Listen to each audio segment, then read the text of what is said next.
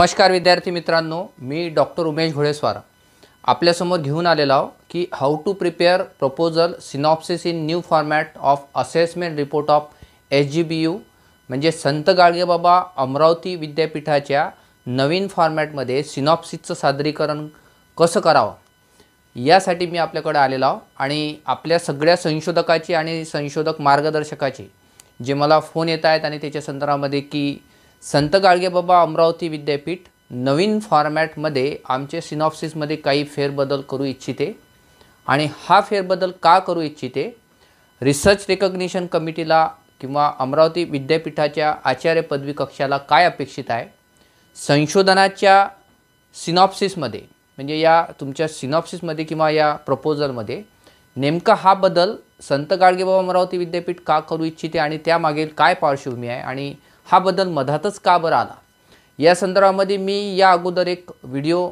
Upload केला होता याच आपल्या इकोस्टार यूट्यूब चॅनलवर की ज्यामध्ये संशोधनाच्या संदर्भामध्ये PhDचे जे RRC लागलेले आहेत आणि त्या RRCचे शेड्यूल जे लागले आहेत त्या शेड्यूलमध्ये तुमचे जे व्हायवा होत आहेत त्या व्हायवाच्या संदर्भामध्ये सादरीकरण कसं करावं कोणते मुद्दे लक्षात घ्यायला पाहिजेत PPT कशी प्रेझेंट PPTमध्ये कुठले मुद्दे यायला पाहिजेत याविषयी मी एक व्हिडिओ बनवला होता मात्र याच महिन्याच्या 20 ते 22 या दरम्यान कदाचित फेब्रुवारीमध्ये हा संत गाडगेबाबा अमरावती विद्यापीठाचं हे नवीन फॉर्मॅट आलेला आहे आणि त्या संदर्भातच आपली जी गोंधळाची स्थिती आहे त्या गोंधळाच्या स्थितीला कशा प्रकारे सामोरे जायचं आणि आपण नेमकं आता काय करायचं RRCने तुम्हाला सिनॉप्सिसमध्ये काही जर मुद्द्यामध्ये बदल करू त्यांनी तशा बदल करण्यासंदर्भामध्ये जर तुम्हाला रिमार्क्स दिलेला असेल आणि तुम्हाला नवीन तारखेला जर सबमिशनच्या संदर्भामध्ये काही जर कळलं असेल तर आपण काय करायला पाहिजे आणि नेमकं या फॉर्मॅटमध्ये आणि आपल्या सिनॉप्सिसमध्ये कुठले नवीन मुद्दे आपल्याला ॲड करायचे आहेत किंवा जे मुद्दे रिलेव्हंट आहेत ते मुद्दे कसे आपण ॲड करू इच्छितो आणि जे मुद्दे इररिलेव्हंट आहेत की जे मुद्दे आपल्याला आपल्या PhDच्या सिनॉप्सिसमध्ये काही एक करून आपल्याला ते ॲड करता येत नाही त्यावेळेस आपण काय करायला पाहिजे आणि तो फॉर्मॅट कसा भरायला पाहिजे आणि त्या फॉर्मॅटमध्ये सगळे मुद्दे आपल्याला काय सांगतात आणि विद्यापीठाने हा फॉर्मॅट आणण्याचं काय प्रयोजन आहे त्याविषयी देखील आपण पाहणार आहोत त्यामुळं मी थोडी पार्श्वभूमी याची थोडक्यात सांगेल अगदी थोडक्यामध्ये की याआधी काय व्हायचं की जेवढेही प्रकारचे PhDचे संशोधने व्हायचे आचार्य पदवीचे संशोधने व्हायचे त्यामध्ये मार्गदर्शकाने घालून दिलेले नियम आणि जे मार्गदर्शक होते असायचे आणि ते मार्गदर्शक आणि आपले जो संशोधक या दोघांमध्येच जे इंटरॅक्शन व्हायचं आहे आणि त्यांनी घालून दिलेले नियम तशा प्रकारचे लिखाण व्हायचं आणि सिनॉप्सिस आणि प्रबंध लिहिले जायचे मात्र युनिव्हर्सिटी ग्रांट कमिशनने 2009मध्ये जे ऑर्डिनन्स पारित केलं जे अध्यादेश काढला आणि वेगळ्या विद्यापीठामध्ये जे ऑर्डिनन्स निघाले जसं आपल्या अमरावती विद्यापीठामध्ये 1 ऑफ 2016 निघालं आणि कोर्सवर्क राबवला जाऊ लागला त्या कोर्सवर्कमध्ये सिनॉप्सिसमध्ये काय अपेक्षित आहे कशा प्रकारे रेफरन्स लिहायला पाहिजे त्यानंतर कशा प्रकारचं लिखाणाच्या संदर्भामध्ये कुठल्या बाबीवर भर द्यायला पाहिजे या सगळ्यांविषयी 1 ऑफ 2016मध्ये कुठं ना कुठं या बाबी आढळून येतात मात्र सध्या जो format research and recognition committee all फॅकल्टीसाठी जो आलेला आहे आणि त्याला जे नाव आहे assessment report of research proposal or synopsis evaluated by RRC म्हणजे हा मूल्यांकन अहवाल आहे की जो मूल्यांकन अहवाल तुमच्या सिनॉप्सिसचा म्हणजे तुमच्या प्रपोजलचा किंवा तुमच्या सिनॉप्सिसचा इव्हॅल्युएट करायचा आहे कोण इव्हॅल्युएट करायचा आहे रिसर्च रिकग्निशन कमिटीने करायचा आहे त्या संदर्भामध्ये विद्यार्थ्याचं म्हणजे संशोधकाचं आणि मार्गदर्शकाचं जे कमेंट आहेत किंवा जे अंडरटेकिंग आहेत ते सगळं या फॉर्मॅटमध्येच दिलेलं आहे आता इथं गंमत काय होत आहे किंवा गडबड काय होत आहे की आपण सिनॉप्सिस सबमिट केलेले आहेत विद्यापीठाने हा फॉर्मॅट याआधी आपल्याला दिलेला नसल्यामुळं अपेक्षा त्यांनी व्यक्त केली होती की कोर्सवर्कमध्ये या बाबी शिकवल्या गेल्या असतील आता ज्या ज्या विद्यापीठाअंतर्गत ज्या ज्या संशोधन केंद्रामध्ये कोर्सवर्क राबवल्या गेला त्या कोर्सवर्कमध्ये या बाबी निश्चितच सांगितलेल्या असतील मात्र तरी देखील आपल्याला या फॉर्मॅटमध्ये नेमकं काय सांगायचं आहे विद्यापीठाला कारण सगळ्या मार्गदर्शकांच्या सिनॉप्सिसच्या संदर्भामध्ये एक वाक्यता येण्यासाठी या बाबी कदाचित या युनिफॉर्मिटी येण्यासाठी विद्यापीठाने हा बदल केलेला आहे. त्यामध्ये या फॉर्मॅटमध्ये नेमकं काय सांगते फॉर्मॅट की तुमचं नाव आहे, नेम ऑफ रिसर्च स्कॉलर, तुमच्या मार्गदर्शकाचं नाव, सुपरवायझरचं नाव, सेंटरचं नाव, सब्जेक्ट जो तुमचा सब्जेक्ट असेल मराठी, इंग्लिश, अर्थशास्त्र, राज्यशास्त्र, केमिस्ट्री, बायोलॉजी, झुलॉजी जो काय असेल तो सब्जेक्ट. त्याच्यानंतर title of the research proposal synopsis म्हणजे तुमच्या संशोधन विषयाचं जे टायटल आहे ते टायटल लिहायचं आहे. त्यानंतर हा फॉर्मॅट आपण डायरेक्ट त्या फॉर्मॅटकडे जाऊया. बघा या फॉर्मॅटच्या अगदी सुरुवातीला त्यांनी काय म्हटलेलं आहे की evaluation of the research proposal of synopsis with reference to ordinance 1 of 2016 and course work syllabus असं त्यांनी नमूद केलेलं आहे. म्हणजे कोर्सवर्कमध्ये ज्या बाबी शिकविल्या गेल्या त्या बाबी या तुमच्या सिनॉप्सिसमध्ये किंवा प्रपोजलमध्ये यायला पाहिजे. मात्र त्याचा सिक्वेन्स कोणता असायला पाहिजे, कशी मांडणी करायला पाहिजे, तर याविषयी मी स्वतः ज्या सेंटरमध्ये शिकविलो रिसर्च मेथोडॉलॉजी, तर त्या 6-7 सेंटरमध्ये ज्या अमरावती विद्यापीठाशी संलग्नित असणारे जे संशोधनाचे केंद्र आहेत त्याच्यामध्ये मी जे शिकवलं त्याच्यामध्ये एक फॉर्मॅट मी सिनॉप्सिसचा या अगोदरच प्रिपेअर केलेला होता आणि तो सगळा फॉर्मॅट त्या सेंटरच्या विद्यार्थ्याला मी पाठविला. तो व्हॉट्सअपच्या ग्रुपवर असेल किंवा जिथं जिथं मी शिकविला त्याच्यामध्ये त्या सिनॉप्सिसच्या फॉर्मॅटमध्ये जे मुद्दे सांगितले होते मी तेच कमी अधिक प्रमाणामध्ये मुद्दे याच्यामध्ये आहेत. मात्र जे मुद्दे त्याच्यामध्ये नाही आहेत किंवा जे मुद्दे इररिलेव्हंट किंवा रिलेव्हंट आहेत त्याविषयी आपण इथं थोडंसं सविस्तर पाहणार आहोत. आणि नेमकं विद्यापीठाने हा बदल का बरं केलेला आहे, कारण समान रूपता यायला पाहिजे, एकरूपता यायला पाहिजे आणि सिनॉप्सिस किमान संशोधनाच्या ज्या वैज्ञानिक पद्धतीने संशोधने केल्या जातात त्याच्यामध्ये ते असायला पाहिजे अशी किमान अपेक्षा याच्यामध्ये व्यक्त कदाचित केलेली असणार. त्यामध्ये बघा काय आहे की कॅरेक्टरिस्टिक क्रायटेरिया असं त्या पहिल्या कॉलमचं म्हणणं आहे. दुसरं कॉलम आहे to be filled in by research scholar म्हणजे दुसऱ्या याच्यामध्ये तुम्हाला यस ऑर नो करायचं आहे, वाय किंवा एन करायचा आहे, यससाठी यस आणि एनसाठी N. If yes provide page number. आता याच्यामध्ये तुमचे हे जिकडे मुद्दे दिलेले आहेत कॅरेक्टरिस्टिक किंवा क्रायटेरियामध्ये title, research area, issue for research या प्रत्येक मुद्द्यावर आपण येणार असा. हे मुद्दे तुमच्या सिनॉप्सिसमध्ये जर तुम्ही दिले असतील तर वाय करायचं आणि दिले असतील तर ते कुठल्या पेजवर आहेत तो पेज नंबर टाकायचा आहे. आणि त्याच्या बाजूले रिमार्क ऑफ सुपरवायझर म्हणजे सुपरवायझरने सुद्धा रिमार्क द्यायचा आहे की यस दिलेला आहे या पेज नंबरवर दिलेला आहे असं त्यांना सुद्धा लिहायचं आहे. म्हणजे हे सगळं आपल्याकडनं ते अंडरटेकिंग तुमच्या सिनॉप्सिसमध्ये घेत आहेत आणि तुमचा सिनॉप्सिस हा शास्त्रीय चौकटीत आहे किंवा नाही आहे. आता बरेच असे संशोधकाचे प्रश्न आहेत की आमच्या सिनॉप्सिसमध्ये हे मुद्दे लागू होत नाहीत, आम्ही काय करायचं, ओढून टाळून लिहायचे काय, कसे करायचे हा प्रश्न आहे. तिथं देखील मी येईल. आपण पहिले हा सगळा फॉर्मॅट सविस्तररित्या थोडक्यात पाहणार आहोत. ज्यामध्ये बघा टायटल तुमचं टायटल इज कसं पाहिजे, क्लिअर अँड कन्साईज. मी शिकवताना नेहमी सांगितलं संक्षिप्त असायला पाहिजे, स्पष्ट असायला पाहिजे with appropriate variables. Variables means तुमचे संशोधनाची चलं स्पष्ट तुमच्या संशोधनाच्या टॉपिकमध्ये दिसायला पाहिजेत. बऱ्याच वेळेस संशोधनाच्या टॉपिकमध्ये देखील चेंजेस RRC करते. का बरं करते, कारण तुमचे topic to the objectives to the तुमच्या टॉपिकच्या अभ्यासाशी रिलेटेड ते व्हायला पाहिजे त्या दृष्टिकोनातून ते बदल ते सुचवितात. त्यामुळे टॉपिक तुमचा जो टायटल आहे तो टायटल स्पष्ट क्लिअर असायला पाहिजे. तो आहे किंवा नाही तो असेल तर यस लिहायचं आणि कोण्या पेज नंबरवर टायटल शीर्षक लिहिलं आहे ते लिहायचं. आता तुम्ही म्हणा टायटल तर माझ्या पहिल्या पेजवर आहे. आतमध्ये सुद्धा आपण सिनॉप्सिसमध्ये जेव्हा इंट्रोडक्शन करतो तेव्हा एक पॉईंट मी माझ्या फॉर्मॅटमध्ये सुद्धा दिलेला होता, मी स्वतः तयार केला तो या कोर्सवर्क मेथोडॉलॉजीच्या आधारावरच आणि ज्याच्यामध्ये मी एक शीर्षक नावाचा पॉईंट दिलेला होता, टायटल नावाचा पॉईंट दिलेला होता. ते टायटल कोण्या पेज नंबरवर सिनॉप्सिसमध्ये आहे ते पेज नंबर आणि यस लिहायचा आहे. तोच शेरा मार्गदर्शकाने सुद्धा द्यायचा आहे. त्यानंतर 2 नंबरचा पॉईंट काय सांगते की रिसर्च एरिया वेदर मोनोडिसिप्लिनरी और इंटरडिसिप्लिनरी. आता तुमचा रिसर्च एरिया कशाशी रिलेटेड आहे. उदाहरणार्थ इकॉनॉमिक्स असेल तर डेव्हलपमेंट इकॉनॉमिक्सशी आहे, ॲग्रिकल्चरशी रिलेटेड आहे. केमिस्ट्री असेल तर केमिस्ट्रीतले कुठले इंटरडिसिप्लिनरी स्टडी आहेत, तो कशाशी संदर्भामध्ये आहे तो दिलेला असेल तर तो कुठं स्पष्ट केला तुमच्या सिनॉप्सिसमध्ये ते देखील तुम्हाला त्यामध्ये लिहायचं आहे. यस आणि तिथं कुठला पेज नंबरवर आहे ते द्यायचं आहे.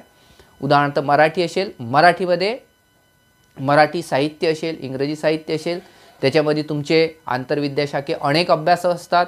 जसं बोलीभाषेचा अभ्यास असेल, दलित साहित्याचा अभ्यास असेल, जसं उदाहरणार्थ कवयित्रींचा अभ्यास असेल, कवींचा अभ्यास असेल किंवा भाषाशास्त्राचा अभ्यास असेल. मला पूर्ण त्या विषयामधले अभ्यास सांगता येणार नाही, मात्र वेगळ्या विद्याशाखेमध्ये वेगळ्या विषयामध्ये जे डिसिप्लिनरी किंवा इंटरडिसिप्लिनरीचे रिसर्च एरिया तुमचा आहे तो तुम्हाला द्यायचा आहे. राज्यशास्त्रामध्ये असेल किंवा कॉमर्समध्ये असेल, वेगळ्या प्रकारच्या विषयामध्ये जो तुमचा संशोधनाच्या संदर्भामध्ये संशोधनाचं क्षेत्र जे एरिया आहे तो तुम्हाला याच्यामध्ये दिलेला असेल सिनॉप्सिसमध्ये, तर तो एस करायचा आणि त्यामध्ये तुम्हाला पेज नंबर जर तुमच्या त्या पॉईंट दिलेला असेल असा तर तो पेज नंबर लिहायचा.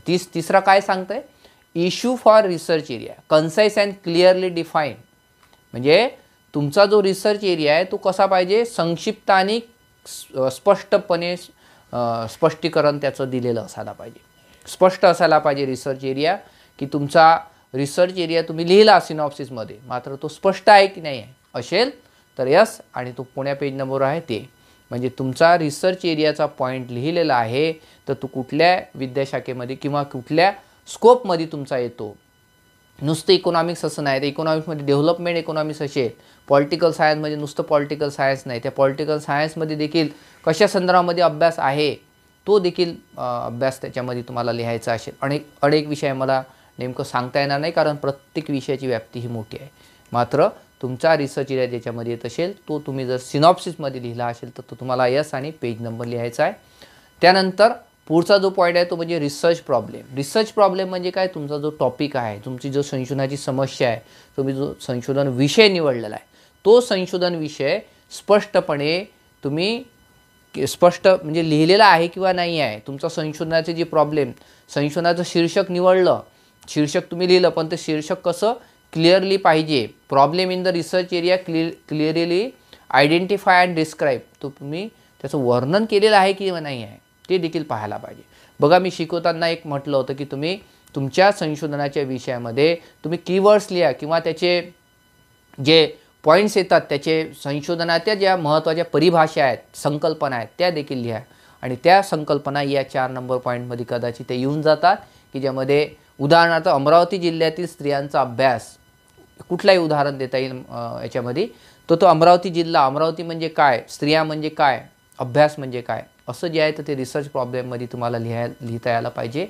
आणि ते लिहिलं असेल तर यस आणि कोण्या पेज नंबरमध्ये लिहिलं आहे तर ते तुम्हाला लिहायचा पेज नंबर आणि मार्गदर्शकाने सुद्धा त्यांच्या कॉलममध्ये यस आणि पेज नंबर लिहायचा आहे. Significance of research under consideration. Significance of research under consideration म्हणजे रिसर्चचं जे तुमचं जे संशोधन आहे तर ते प्रॉपरली जस्टिफाय केलेलं आहे किंवा नाही, प्रॉपरली जस्टिफाय केलेलं आहे असे नाही. याच्यातले बरेच मुद्दे काही प्रस्तावनेमध्ये येऊन जात असतील, विषयाच्या महत्त्वामध्ये येऊन जात असतील, इम्पॉर्टन्स ऑफ टॉपिकमध्ये येत असतील. नेमकं कोण्या याच्यामध्ये हा मुद्दा येतोय तो स्पष्ट केलेला आहे किंवा नाही आहे, जरुरी नाही आहे हे सगळेच मुद्दे सिनॉप्सिसमध्ये असतील. मात्र या सगळ्याच मुद्द्यांना स्पर्श करणारे पॉईंट्स तुमच्या सिनॉप्सिसमध्ये असतील.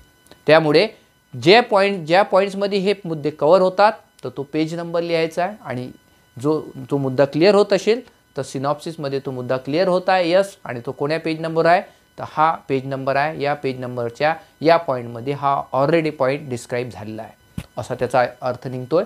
त्यानंतर सिग्निफिकन्स ऑफ म्हणजे तुमचं जे संशोधन आहे ते संशोधनाचं महत्त्व काय आहे ते महत्त्व लिहायचं आहे. बऱ्याच वेळेस संशोधनाचं जे महत्त्व आहे ते संशोधनाचं महत्त्व लिहिताना आपण विषयाचं महत्त्व लिहितो, इम्पॉर्टन्स ऑफ टॉपिक लिहितो. ते इम्पॉर्टन्स ऑफ टॉपिक लिहिताना बऱ्याच वेळेस आपल्याला हे विसरतो की हा विषय का बरं महत्त्वाचा आहे, हा विषय का बरं महत्त्वाचा आहे, तो विषय महत्त्वपूर्ण का बरं वाटला, ती लिहिण्याच्या संदर्भामध्ये या पॉईंट्समध्ये जर तुम्ही सिनॉप्सिसमध्ये आवर्जून हा मुद्दा प्रत्येक सिनॉप्सिसमध्ये असेलच तो आपण इथं लिहायचा आहे. तो कोण्या पेज नंबर आहे ते पेज नंबर आणि यस म्हणजे आपण लिहिलेला आहे वाय करून त्या ठिकाणी पेज नंबर टाकायचा आहे. ठीक आहे. त्याच्यानंतर पुढचा जो मुद्दा आहे 7 नंबरचा तो म्हणजे लिटरेचर रिव्ह्यू, जे संशोधनाचा आढावा, संशोधनाचे पुनरावलोकन, साहित्यावलोकन वेगळ्या शब्दाने आपण मराठीमध्ये म्हणतो, इंग्रजीमध्ये रिव्ह्यू ऑफ लिटरेचर किंवा literature review, overview of literature, वेगळ्या नावाने मात्र संशोधनपूर्व आढावा. संशोधनपूर्व आढावा सिनॉप्सिसमध्ये असायला पाहिजे. बघा माझ्याकडे खूप सारे सिनॉप्सिस माझ्या घरी किंवा माझ्या याच्यामध्ये खूप सारे चेक करायला येतात. त्याच्यामुळे त्या ट्रॅडिशनल पद्धतीने खूप सिनॉप्सिस ते लिहिलेले असतात आणि चेक करण्याच्या संदर्भामध्ये मी बऱ्याच वेळेस सुचवतो. आणि ते यासाठी सुचवतो कारण नवनवीन अद्ययावत जे बदल विद्यापीठ करू इच्छिते, का बरं करू इच्छिते, वैज्ञानिक पद्धतीने संशोधन व्हायला पाहिजे, योग्य व्हायला पाहिजे, ऑप्टिमम व्हायला पाहिजे, चांगलं व्हायला पाहिजे, त्या संदर्भामध्ये हे मुद्दे असतात. त्यामुळे मला रिव्ह्यू ऑफ लिटरेचर दिसत नाही बऱ्याच सिनॉप्सिसमध्ये. मात्र आपण रिव्ह्यू ऑफ लिटरेचर लिहायला पाहिजे. नेमकं काय आहे, साहित्यावलोकन आहे. तुम्ही ज्या विषयावर संशोधन करत आहात त्या संशोधन इतर लोकांनी केलेलं आहे काय, काही लेख लिहिले आहेत काय, पुस्तकं लिहिले आहेत काय, इतर संशोधकांनी काही थेसिस लिहिले आहेत काय, संशोधन लेख लिहिले आहेत काय, पुस्तकं लिहिले आहेत काय, त्यांचा आढावा घ्यायचा आहे. हा आढावा थोडक्यात घ्यायचा आहे. शॉर्टमध्ये आपण सिनॉप्सिस देत आहोत, आपण प्रपोजल देत आहोत. ठीक आहे, तुम्ही सिनॉप्सिस जरी विद्यापीठाला सबमिट केला असेल मात्र प्रेझेंटेशनमध्ये सुद्धा किमान हे मुद्दे येऊ द्या की ज्यामध्ये तुम्हाला रिलेव्हन्स ऑफ लिटरेचर यूज म्हणजे का बरं हे म्हणजे रिव्ह्यू ऑफ लिटरेचर निवडण्याचं काय कारण आहे ते सुद्धा दोन तीन ओळीमध्ये लिहिता यायला पाहिजे. Critical review of reported literature, त्याच्यामध्ये ॲनालिसिस तुम्हाला करता यायला पाहिजे. जे क्रेडिटेबल सोर्सेस आहे, क्रेडिटेबल सोर्सेस मीन्स तुमच्या विषयाच्या संदर्भामध्ये एकदम कंटेजियस, एकदम साधमरे किंवा जवळ जाणारे जे विषय आहेत की ज्या अनेक इतर संशोधकांनी अभ्यास केलेले आहेत त्यांचा म्हणजे त्यांना वेटेज द्यायला पाहिजे. त्यांनी काय काय केलेलं आहे आणि ते आपल्या संशोधनाच्या संदर्भामध्ये कशी ते आपल्या विषयाची व्याप्ती वाढवू इच्छितात आणि ते आपल्याला कसे महत्त्वाचे आहेत त्याचा आढावा घ्यायचा आहे की या संशोधकाने अशा प्रकारचा निष्कर्ष काढला, अशा प्रकारे त्यांनी माहिती गोळा केली होती, माहिती लिहिली. त्याच्यानंतर याच संदर्भामध्ये महत्त्वाचं आहे की स्पेसिफिक जे टॉपिक आहेत तेच स्पेसिफिक टॉपिक याच्यामध्ये यायला पाहिजे, नियरली यायला पाहिजे, जवळचे तुमच्या संशोधनाच्या विषयाशी असणारे बरेच जवळचे टॉपिक त्याच्यामध्ये यायला पाहिजेत. ते पुस्तकं असतील, ग्रंथ असतील, तुमचे मोनोग्राफ असतील किंवा तुमचे थेसिस असतील, संशोधनाचे लेख किंवा पेपर, रिसर्च पेपर असतील. त्याच्यानंतर एक महत्त्वाचा मुद्दा की जिथं हा लिटरेचर रिव्ह्यू भाग संपवतो तिथं तुम्हाला रिसर्च गॅप लिहायचा आहे. मी या रिसर्च गॅपवर खूप जास्त वेटेज शिकवताना देखील देतो की रिसर्च गॅप म्हणजे काय की सगळ्या प्रकारचे संशोधना झाली किंवा इतर सगळ्या प्रकारचे पुस्तकं लिहिले किंवा लेख लिहिले आहेत, थेसिस लिहिले आहेत, मात्र तुमचा विषय या सगळ्यांपेक्षा विभिन्न कसा आहे किंवा तुम्ही काय नवीन वेगळं काय सांगू इच्छिता, गॅप कसा आहे, अंतर कसं आहे, इतर लोकांमध्ये तुम्ही सांगू राहिले त्याच्यामध्ये काय अंतर आहे ते अंतर लिहायचं आहे. ठीक आहे. संशोधनाच्या या रिव्ह्यू ऑफ लिटरेचर नंतर एक महत्त्वाचं आहे की आपण प्रत्येक सिनॉप्सिसमध्ये हे मुद्दे तर आलेलेच असेल की ज्यामध्ये आपण बघा या ऑब्जेक्टिव्ह आणि हायपोथिसिस मी आधीच्या लेक्चरमध्ये सांगितलेलं आहे आणि कोर्सवर्कमध्ये शिकवताना स्पेशल याच्यावर लेक्चर घेतलेले होते. त्यामध्ये objective, research objective, achievable and realistic म्हणजे जे साध्य होऊ शकतात, अचिवेबल मीन्स जे साध्य होऊ शकतात, अशा प्रकारची संशोधनाची उद्दिष्टे तुमच्या रिसर्च प्रपोजलमध्ये आहेत काय दिलेले असतील तर आपल्याला काय करायचं, इथं यस लिहायचं आहे, वाय आणि तिथं कोण्या पेज नंबर आहे ते पेज नंबर लिहायचा आहे. मार्गदर्शकांनी सुद्धा ऑब्जेक्टिव्ह लिहिले आहेत, यस कोण्या पेज नंबर आहे ते लिहायचं आहे. त्यानंतर ऑब्जेक्टिव्ह नंतर आपण नेहमी हायपोथिसिस लिहितो. ऑब्जेक्टिव्ह लिहिल्यानंतर नेहमी आपण हायपोथिसिस लिहितो. हायपोथिसिस हा भाग बघा मला बऱ्याच सायन्स अँड टेक्नॉलॉजीच्या संशोधकांनी म्हटलं की सर आमच्या याच्यामध्ये काही विषयामध्ये तर हायपोथिसिस हा भागच येत नाही. उदाहरणार्थ बॉटनीमध्ये काही याच्यामध्ये हायपोथिसिस हा भाग येत नाही. ज्या विषयामध्ये उदाहरणार्थ साहित्याचे अभ्यास असतील परंतु ज्या विषयामध्ये हायपोथिसिस हा भाग येतो, ज्या संशोधनाच्या रूपरेषामध्ये तुम्ही हायपोथिसिस हा भाग टाकलेला आहे त्याला संशोधनाची गृहीतकृत्ये किंवा गृहीतके किंवा परिकल्पना संशोधनाच्या संदर्भामध्ये जे हायपोथिसिस मांडलेलं आहे ते कसं क्लिअर असायला पाहिजे. Hypothesis should be based on your objectives. मी नेहमी म्हणतो की तुमचे हायपोथिसिस हे ऑब्जेक्टिव्हवर आधारित असावे. आता हायपोथिसिस म्हणजे काय, ऑब्जेक्टिव्ह म्हणजे काय इथं मी पुन्हा जाणार नाही. इथं फक्त आपल्याला या पॉईंट्समध्ये कुठल्या पेजेसवर तुमचं आहे ते तुम्हाला या फॉर्मॅटमध्ये द्यायचं आहे. हे हायपोथिसिससुद्धा कसं असायला पाहिजे, स्पष्ट असायला पाहिजे. आणि त्या हायपोथिसिसची व्याख्याच काय म्हटलेली आहे. मी हायपोथिसिस हा टॉपिक शिकवताना म्हटलं आहे की hypothesis mean a proposition to be tested, म्हणजे अशा प्रकारचं विधान आहे की जे पडताळण्यायोग्य असायला पाहिजे, पडताळलं गेलं पाहिजे. कशाच्या आधारावर? डेटाच्या आधारावर. डेटा म्हणजे माहितीच्या आधारावर. ते प्राथमिक समंक किंवा प्रायमरी डेटा और सेकंडरी डेटा, कुठल्या तरी डेटाच्या आधारावर तुम्ही म्हटलेलं जे मत आहे किंवा ते विधान आहे ते पडताळण्यायोग्य असावे. बघा याच्यामध्ये सुद्धा त्यांनी दिलेलं आहे की कसं असायला पाहिजे ते हायपोथिसिस. करस्पॉन्डिंग टू ऑब्जेक्टिव्ह, म्हणजे या ऑब्जेक्टिव्हवर ते संबंधित असायला पाहिजे, टेस्टेबल असायला पाहिजे. हायपोथिसिस नेहमी कसं आहे? पडताळण्यायोग्य असायला पाहिजे. आणि ते derived from received of review of literature, म्हणजे बघा आपण रिव्ह्यू ऑफ लिटरेचर घेतो, संशोधनाचा आढावा घेतो, अवलोकन करतो किंवा साहित्य अवलोकन करतो. हे का बरं करत असतो? कारण इतर संशोधकांनी त्यांच्या संशोधनामध्ये जे हायपोथिसिस मांडलेले आहेत ते हायपोथिसिस कशा प्रकारे त्यांनी फ्रेम केले, कशी मांडणी केली, आणि आपण त्याचा आधार घेऊन आपला हायपोथिसिससुद्धा कशा प्रकारे मांडायचा आहे. त्यांचं जरी हायपोथिसिस तशा प्रकारचं असेल, मात्र आपल्याला जे प्रश्न ऑब्जेक्टिव्हमध्ये हाताळायचे होते त्या आधारावर आपण रिव्ह्यू ऑफ लिटरेचर घेण्याचा तो फायदा होतो की हायपोथिसिसची मांडणी कशा प्रकारे असायला पाहिजे. ती मांडणी आपण आपल्या सिनॉप्सिसमध्ये केलेली आहे काय? होय, केलेली असेल तर एस लिहायचं, वाय लिहायचं आणि तिथं पेज नंबर लिहायचं. मार्गदर्शकांनी सुद्धा त्याच्यामध्ये वाय आणि त्यांचं कुठल्या पेज नंबर आहे ते. आता बऱ्याच वेळेस असं होतं की रिमार्क्स जर मार्गदर्शकाला द्यायचं असेल की this point should not be related or irrelevant of our research area किंवा रिसर्च टॉपिक, की हा मुद्दा आमच्या संशोधनाच्या संदर्भामध्ये इतका लागू होत नाही, असा रिमार्क संशोधकाचे मार्गदर्शक किंवा आपले सुपरवायझर देऊ शकतात, द्यायला पाहिजेत, असं इथं मला स्पष्ट करावं वाटतं. कारण सगळे मुद्दे, हे सगळे जे 15-16 मुद्दे या फॉर्मॅटमध्ये आहेत, सगळेच्या सगळेच मुद्दे लागू होतील असं नाही आहे. मात्र बहुतांश मुद्दे लागू होतात. जे होत नाहीत ते का नाही होत त्याचं आपण रिमार्कमध्ये आवर्जून सुपरवायझर ते देऊ शकतात की हा मुद्दा आमच्या याच्यामध्ये लागू होत नाही, का नाही लागू होत ते सुद्धा आपल्याला इथं सांगता येतं. तसा रिमार्क्स आपल्याला इथं देण्यासाठी हा कॉलम इथं दिलेला आहे. त्याच्यामुळे तो आपण ते देखील इथं या बाबी इथं पाहायला पाहिजेत.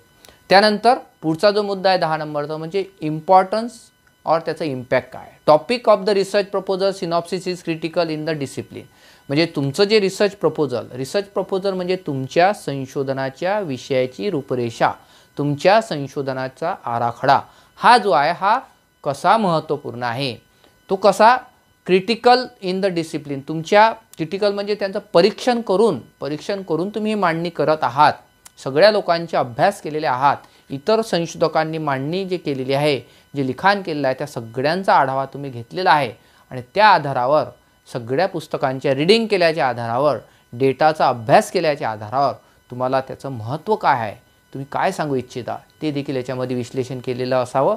इम्पॉर्टन्स ऑफ टॉपिक म्हणजे टॉपिक ऑफ द रिसर्च जे आपण लिहिलेलं आहे सिनॉप्सिसमध्ये, तुमच्या इम्पॉर्टन्स ऑफ टॉपिकमध्ये तो मुद्दा येत असेल तर ते पेज नंबर, म्हणजे हा मुद्दा आमच्या त्या मुद्द्यामध्ये क्लिअर स्पष्ट होतो. त्यामुळे तो या पेज नंबर तिथं लिहायचा आणि त्याचा यस आहे तो आपला तर तो हे करायचा आहे. संशोधकाला त्याच्यामध्ये एखाद्या मुद्द्यामध्ये यनसुद्धा करता येईल कारण तो मुद्दा आमच्यामध्ये नाही आहे, त्यामुळे पेज नंबर नील येईल. जरुरी नाही आहे की सगळेच मुद्दे त्याच्यामध्ये येतील. मी तिसऱ्यांदा म्हणतोय की सगळेच्या सगळेच मुद्दे आपल्या सिनॉप्सिसमध्ये येतील असं नाही आहे. पुढं त्याच्यामध्ये सब पॉईंट काय सांगते की important justification of the propose work, तुमचं जे संशोधनाचा जो विषय आहे तो संशोधनाचा विषय तुम्हाला जस्टिफाय करायचा आहे, जस्टिफिकेशन करायचं आहे, तुम्हाला त्याचं जस्टिफिकेशन करायचं आहे म्हणजे तुम्हाला तो विश्लेषण करून सांगायचा आहे, पटवून द्यायचा आहे. हा विषय का महत्त्वाचा आहे, आम्ही का निवडला, त्याच्यावर काय केल्यामुळे काय होईल, पॉलिसी मेकिंगसाठी काय होईल, देशाला काय गरज आहे, तुम्ही ज्या लोकांवर अभ्यास करा त्यांच्यासाठी कसा महत्त्वाचा आहे, तुम्ही ही जी संशोधनाची समस्या किंवा विषय निवडलेला आहे कोणाकोणासाठी उपयोगी आहे, का महत्त्वाचा आहे, हे तुम्हाला विश्लेषण करून आपण सिनॉप्सिसमध्ये लिहिलेलं असेल तर ते लिहिलेलं आहे काय, ते या पॉईंटमध्ये दिलेलं आहे काय, हेच विद्यापीठाला अपेक्षित आहे. ते दिलेलं असेल तर तुम्हाला यस आणि ते पेज नंबर. त्याच्यानंतर यामध्ये बघा वर्क प्लॅन जे आहे, या वर्क प्लॅनमध्ये आपल्याला काय द्यायचं आहे, मेथॉलॉजी द्यायची आहे. मेथॉलॉजी आपण सिनॉप्सिसमध्ये दिलेलीच असेल की ज्याच्यामध्ये बघा की सिनॉप्सिसमध्ये आपण रिसर्च मेथॉलॉजी लिहिताना डेटा कलेक्शन लिहिलं असेल, त्याच्यामध्ये प्रायमरी डेटा, सेकंडरी डेटा, काही विषयांमध्ये सिनॉप्सिसमध्ये तुम्हाला सॅम्पलिंग मेथडसुद्धा आली असेल. ती सॅम्पलिंग मेथड येत असेल तर लिहायचं. म्हणजे वर्क प्लॅन अंतर्गत हा जो मुद्दा मेथॉलॉजीचा आहे याच्यामध्ये रिसर्च मेथॉलॉजी कुठं दिलेली आहे ती रिसर्च मेथॉलॉजी त्या पेज नंबरवर ती द्यायची आहे. त्यानंतर पुढचा जो पॉईंट आहे तो म्हणजे outcome, expected research outcomes with beneficiary.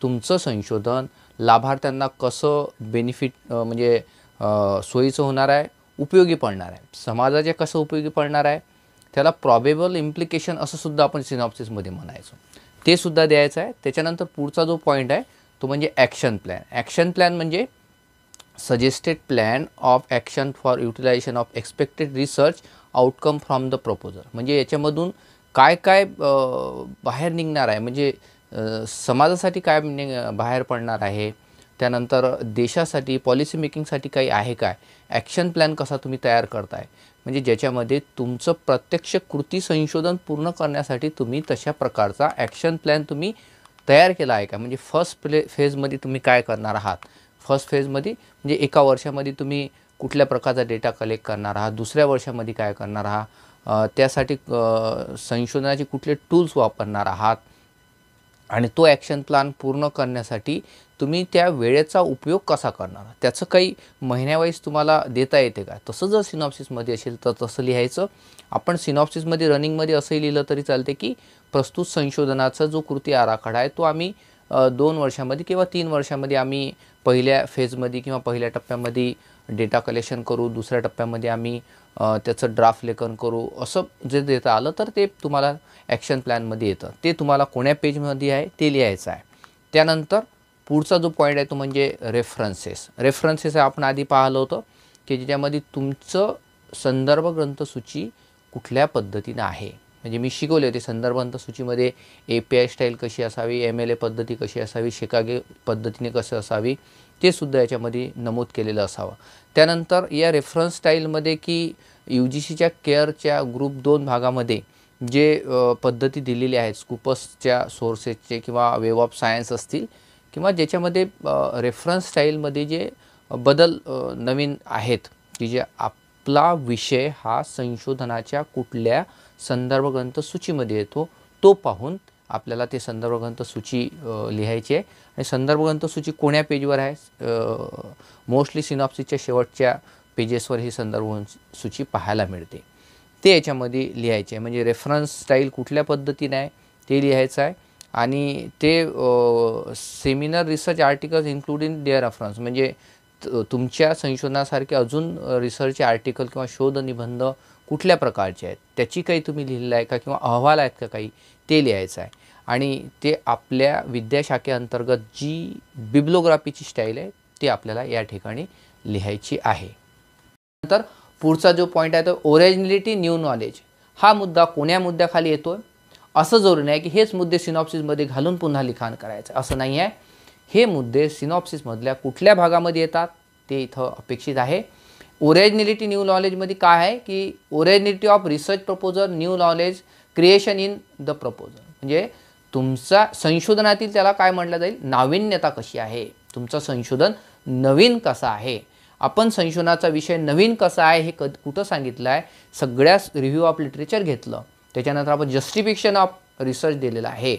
आपल्या संशोधनाच्या विषयाचं जे रिसर्च गॅप लिहिलेलं आहे त्या मुद्द्यामध्ये ओरिजिनॅलिटी न्यू नॉलेज येऊन जाईल की ज्यामध्ये आम्ही सांगितलेलं आहे आमच्या रिसर्च गॅपमध्ये काय सांगितलं आहे की आमचा प्रपोजल किंवा आमचं संशोधन, आमच्या संशोधनाची जी रूपरेषा आम्ही मांडत आहोत, ज्यावर आम्ही संशोधन करणार आहोत, तर त्या विषयाच्या संदर्भामध्ये नाविन्यता काय आहे, नवीन काय आहे. कारण या विषयावर याआधी इतर संशोधकांनी अभ्यास केलेला नाही आहे किंवा या अंगाने अभ्यास केला नाही, ते इथं सांगणं आवश्यक आहे. Language clarity in expression and concise in the presentation. आता याच्यामध्ये लँग्वेज आपण आपल्या संशोधनाच्या याच्यामध्ये कुठल्या वापरलेली आहे, भाषा मराठी, इंग्रजी, हिंदी कुठली वापरली आहे. त्यानंतर याच्यामध्ये तुमचं प्रेझेंटेशन होताना, तुमचं संक्षिप्त प्रेझेंटेशन होताना कशा प्रकारची त्याची मांडणी केलेली आहे. आता हा मुद्दा काय ॲज इट इज सिनॉप्सिसमध्ये येणार नाही, मात्र हे प्रेझेंटेशनच्या वेळेस जे ऑब्झर्वर आहेत आपली रिसर्च रिकग्निशन कमिटी कदाचित ती ऑब्झर्व करून याचं मूल्यांकन करेल. त्यानंतर रिसोर्स फॅसिलिटी. रिसोर्स फॅसिलिटी म्हणजे तुमच्या संशोधनासाठी तो एक्झिक्युटिव्ह जे तुम्ही जे वर्क करणार, एक्झिक्युशन तुमचं जे करणार आहात, म्हणजे प्रत्यक्ष संशोधन कार्य तुम्ही जे करणार आहात त्यासाठी रिसर्चची फॅसिलिटी कशी आहे, त्या संदर्भामध्ये पुरेसं ग्रंथालय होतं, त्या ज्या संशोधन केंद्रामध्ये आम्ही अभ्यास करत आहोत, जिथून हे प्रपोजल तयार केलेलं आहे, त्या संदर्भामध्ये कशा प्रकारच्या संशोधनाच्या सुविधा आहेत ते इथं अपेक्षित आहेत. त्याच्यामध्ये ग्रंथ आहेत, पुस्तकं आहेत आणि ते ग्रंथ किंवा ते संदर्भ ग्रंथ असतील किंवा जे तुमची रिसर्च मेथॉलॉजीमध्ये तुम्ही जे टूल्स वापरणार आहात, तर ते रिसर्च मेथॉलॉजी टूल्स काही सायन्स टेक्नॉलॉजीमधले अभ्यास, जे रिसर्चची लॅब असेल किंवा ग्रंथालयातले पुस्तकं असतील, तर या ज्या बाबी आहेत ह्या फॅसिलिटीमध्ये येतात. तर त्या उपलब्ध आहेत काय संशोधनामध्ये? यस आहेत. पेज नंबरमध्ये आपण असं लिहिलेलं नसेल की कदाचित या संशोधनासाठी हे आमची इथं ग्रंथालय असं तर लिहिलेलं नसेल, मात्र आपण इथं यस लिहू की आहो त्याच्यामध्ये आमच्या फॅसिलिटी आहे, मात्र ते पेज नंबर आपण तिथं देणार नाही, कारण ते पेज नंबरमध्ये आपण सिनॉप्सिसमध्ये ते सांगितलेलं कदाचित नसणार, कारण आपल्या ऑलरेडी सिनॉप्सिस हे सबमिट झालेले आहेत. त्याच्यानंतर शेवटचं जे पॉईंट आहे ते म्हणजे expertise. Review of expertise available with the supervisor department in the subject of proposal. ज्या संशोधन केंद्रामधून तुम्ही हे संशोधन कार्य पार पाडणार आहात त्यासाठी आवश्यक असणारी रिव्ह्यू एक्सपर्टीज आहे काय, म्हणजे मार्गदर्शक अनेक त्याच्यामध्ये आहेत काय? हो आहेत. जे आपले जे मार्गदर्शक आहेत त्यांनी यस लिहिणं आवश्यक आहे, आपण देखील लिहिणं आवश्यक आहे. ते पेज नंबर त्याचं नसेल, मात्र ह्या फॅसिलिटी आहेत, रिसर्च फॅसिलिटी आहेत, एक्सपर्टीज आहेत, त्यांचा आम्ही गायडन्स घेऊ, त्यांच्या मार्गदर्शनामध्ये आपण कार्य पूर्ण करू. बघा मित्रांनो, हे सगळे मुद्दे याच्यामध्ये आहेत. शेवटच्या याच्यामध्ये मी RRCने आपल्याला कशा प्रकारे ते बदल करू शकतात आणि आपण नेमकं काय करायला पाहिजे, तुमच्या मनामध्ये जे गोंधळाची स्थिती आहे, सगळ्या गोंधळाच्या स्थितीला प्रश्नांना उत्तर देण्यासाठीच मी इथं आलेलो आहो. प्रत्येकाला फोनद्वारे मला हे सांगणं म्हणजे कठीण होतं, त्याच्यामुळे हे सगळे मुद्दे आपण इथं क्लिअर करत आहोत. बघा शेवटचा जो एक हा आहे टेबल दिलेला आहे, only to be assess by research and recognition committee, म्हणजे RRCने हा जो टेबल दिला आहे या टेबलमध्ये टिक मार्क करायचं आहे की तुमचा सिनॉप्सिस, तुमचं प्रेझेंटेशन ऐकलं त्यांनी, हा फॉर्मॅट दिलेला होता, या फॉर्मॅटमधले बरेचसे मुद्दे तुमच्या याच्यामध्ये जर दिलेले असतील तर ते टिक मार्क करण्याचा अधिकार RRCचा आहे. या RRCमध्ये प्रो VC आहेत, आदरणीय प्रो VC, त्याच्यामध्ये डीन आहेत, अधिष्ठाता आहेत, BOSचे चेअरमन आहेत, एक्सपर्टीज आहेत, आपल्या युनिव्हर्सिटीमधले अदर युनिव्हर्सिटीमधलं देखील एक्सपर्टीज आहेत. हे सगळ्या लोकांची ही RRC असते मित्रांनो, आणि त्यांच्यासमोर आपल्याला हे प्रेझेंटेशन करायचं असते. त्याच्यामुळं त्या RRCला पूर्ण अधिकार आहे की नियमाच्या चौकटीत आपला सिनॉप्सिस जर असेल तर तो आहे किंवा नाही हे पाहण्याचा, आणि करेक्शन असेल तर ते करेक्शन, मायनर रिव्हिजन असेल तर मायनर रिव्हिजन, आणि मेजर असेल त्या संशोधनाच्या संदर्भामध्ये ही जी RRC आहे, ह्या RRCचं आपण काय पाहत होतं की हा जो कॉलम किंवा हा जो बॉक्स दिला, या बॉक्समध्ये त्यांना पूर्ण अधिकार आहे. तुमचा जो सिनॉप्सिस आहे तो सिनॉप्सिस जर सजेशन द्यायचे असतील तर कशा संदर्भामध्ये, मुख्य म्हणजे काही किरकोळ जर सुधारणा असतील तर याच्यामध्ये बघा की याच्यात पॉईंट दिले आहेत. त्याच्यामध्ये करेक्ट असेल तर ते टिक मार्क करतील, मायनर चेंजेस असतील तर मायनर चेंजेसवर टिक मार्क करतील, मेजर चेंजेस असतील तर मेजर चेंजेसवर या सीमध्ये टिक मार्क करतील, रिजेक्टेड असेल, सिनॉप्सिसवर रिजेक्ट करायचं आहे त्यांना तर रिजेक्टसुद्धा ते करू शकतात. आणि त्याच्यासाठी ही सगळी कमिटी आहे, ही सगळी कमिटी प्रो VC, डीन आणि BOSचे चेअरमन, एक्सपर्ट जे आहेत ते युनिव्हर्सिटीचे एक्सपर्ट आणि युनिव्हर्सिटीच्या बाहेरचे एक्सपर्ट, हे सगळे कमिटीचे मेंबर असतात RRCचे, आणि त्यांना हा पूर्ण अधिकार असतो. बघा याच्यामध्ये तुमच्या मनामध्ये असं पडलं असेल, प्रश्न पडले असतील की आता आपला सिनॉप्सिस रद्द होते काय, या चुका करून आपल्याला पुन्हा नवीन सादरीकरण करावं लागते काय, तर याकडे मी जाईल आणि आजचं हे आपल्याला जे स्पष्टीकरण इथं हे संपेल. बघा याच्यामध्ये जे दिलेलं आहे की याच्यामध्ये की अप्रूव्ड विदाऊट एनी चेंजेस, त्यांनी टिकमार्क केली या एमध्ये, म्हणजे करेक्ट आहे तो, आणि याच्यामध्ये अप्रूव्ड विदाऊट एनी चेंजेस म्हणजे तुमचा सिनॉप्सिस हा अप्रूव्ड त्यांनी केला. The research proposal is approved in its original form, म्हणजे सिनॉप्सिस हा RRCने अप्रूव्ड केला आहे तर त्याच्या संदर्भामध्ये तुम्हाला अप्रूव्डचं तशी ते सिग्नेचर करतील. हे सगळी RRCने करण्याची प्रक्रिया आहे, मात्र आपण संशोधक विद्यार्थी या नात्याने जाणून घ्यायचं आहे की आपल्याला याचा अर्थ नेमका काय आणि आपल्यासोबत नेमकं काय होत आहे या सिनॉप्सिससोबत, हे आपल्याला याच्याहून समजून येईल. त्याच्यानंतर अप्रूव्ड विदाऊट मायनर रिव्हिजन, बीमध्ये काय अप्रूव्ड विदाऊट मायनर रिव्हिजन म्हणजे कंडिशनल अप्रूव्हल, म्हणजे काही अटी त्यांनी सांगितलेलं आहे की या अटीच्या आधारावर आम्ही तुमचा सिनॉप्सिस अप्रूव्ड करतो.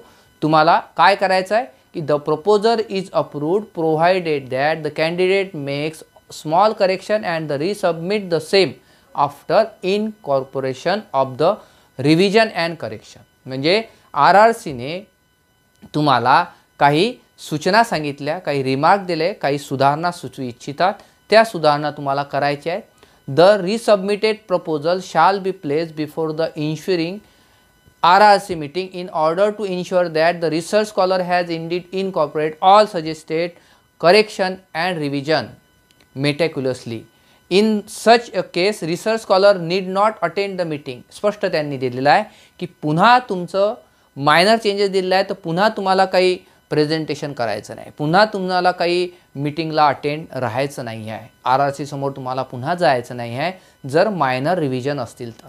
After verification and confirmation, the RRC may approve the proposal without affecting the date of registration of the research scholar. बघा इथं महत्त्वाचं आहे की तुम्हाला तुमचं डेट ऑफ रजिस्ट्रेशन जे द्यायचं आहे ते डेट ऑफ रजिस्ट्रेशन इतर विद्यार्थ्यांचं जे अप्रूव्ड झालं आहे त्याच विद्यार्थ्यांसोबत दिलं जाणार आहे जर मायनर चेंजेस असतील तर.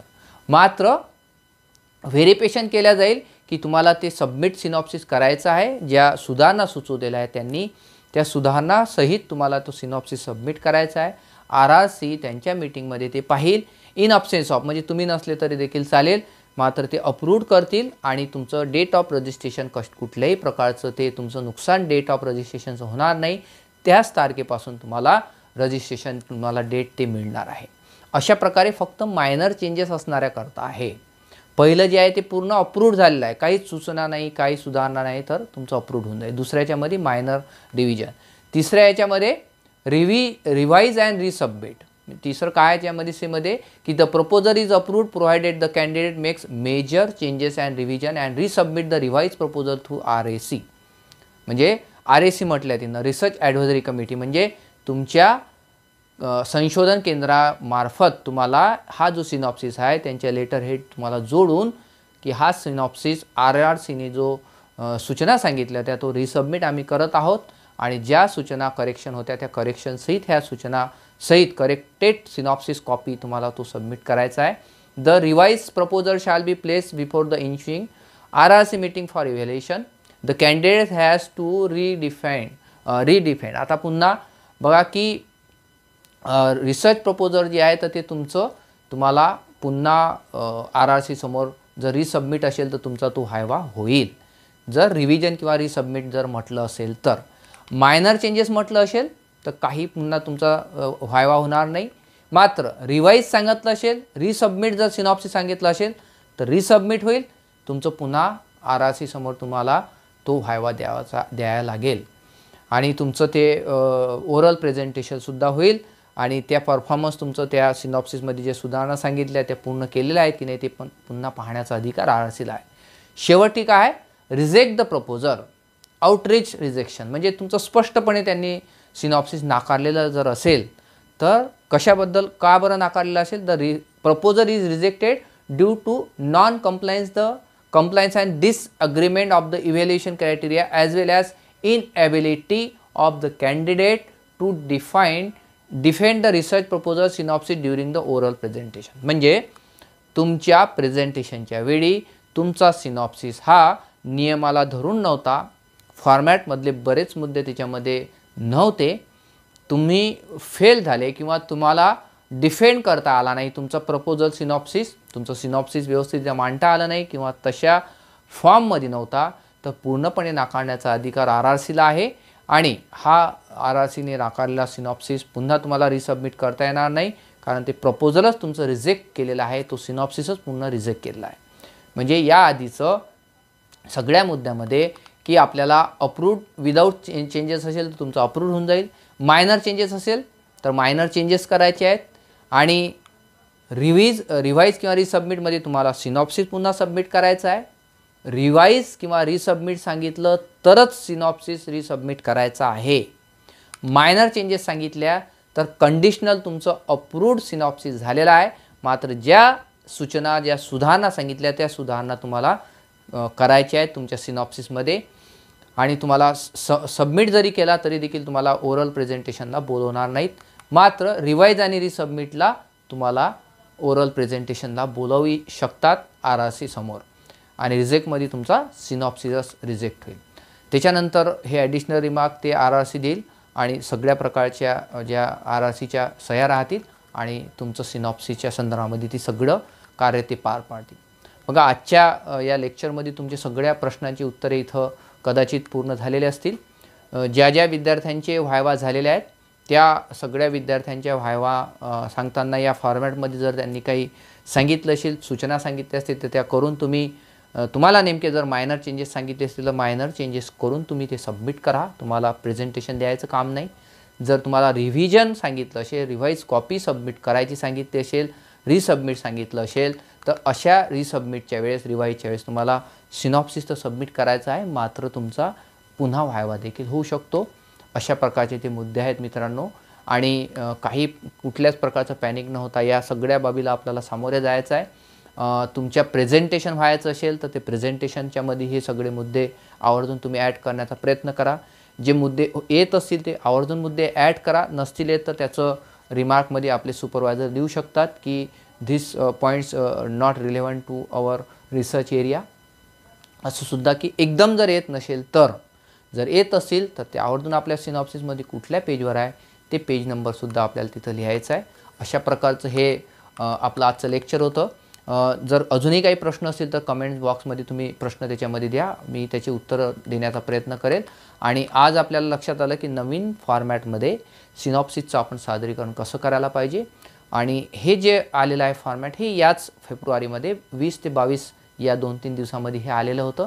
आणि या अगोदर आपलं जे लेक्चर आहे तेव्हापर्यंत विद्यापीठानं हे आलेलं नसल्यामुळं आपण बरेचसे सिनॉप्सिसमधले मुद्दे त्याही लेक्चरमध्ये आपण कव्हर करण्याचा प्रयत्न केला होता. त्यामुळे इथं आपण आजचं लेक्चर इथं संपवतो. अजूनही त्या चॅनलला तुम्ही सबस्क्राईब केलं नसेल तर करा. सगळ्या प्रकारचे तुम्हाला अपडेट या चॅनलवर येतील. धन्यवाद.